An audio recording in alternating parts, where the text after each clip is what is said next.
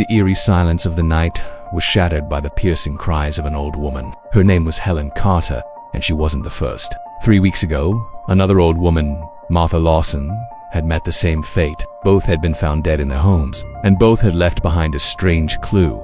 A fast food packet with a mysterious note saying freshly served. The police were baffled. Nobody could figure out why these old women were being targeted. But now, the city was gripped with fear. Who was behind these gruesome murders and why? And how were the seemingly random killings connected to the fast food packets? The pressure was mounting on the police force, and they needed a miracle. Enter Detective Ethan James.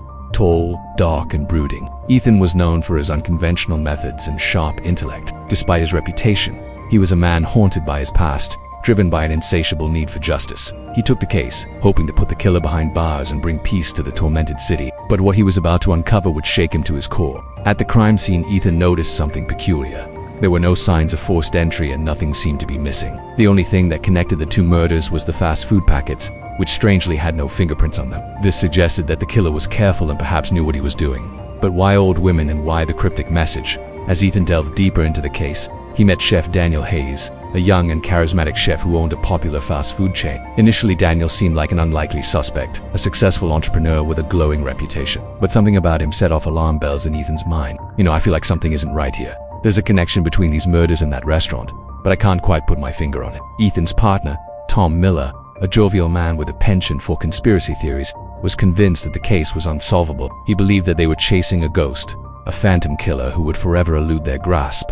But Ethan refused to give up. He revisited the crime scenes, hoping to find some overlooked detail. Meanwhile, the body count rose. Every time, the same fast food packet and the same note, freshly served, appeared, and each victim was an old woman living alone. But why? What was the motive? As the investigation stalled, suspicion fell on Chef Daniel. His restaurant was the only link between the murders, and his demeanor was just too perfect. But when Ethan confronted him, he found no evidence of wrongdoing. Daniel's alibi checked out, and his distraught reaction was evident. Still, Ethan couldn't shake off the feeling that something was amiss.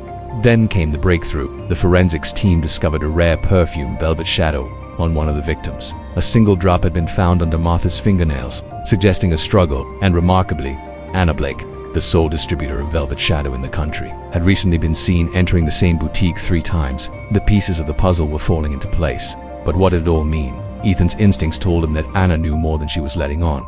But why was she involved? And how did she fit into the twisted scheme? As he dug deeper, he uncovered a secret that threatened to shatter the very foundations of his trust. To be continued.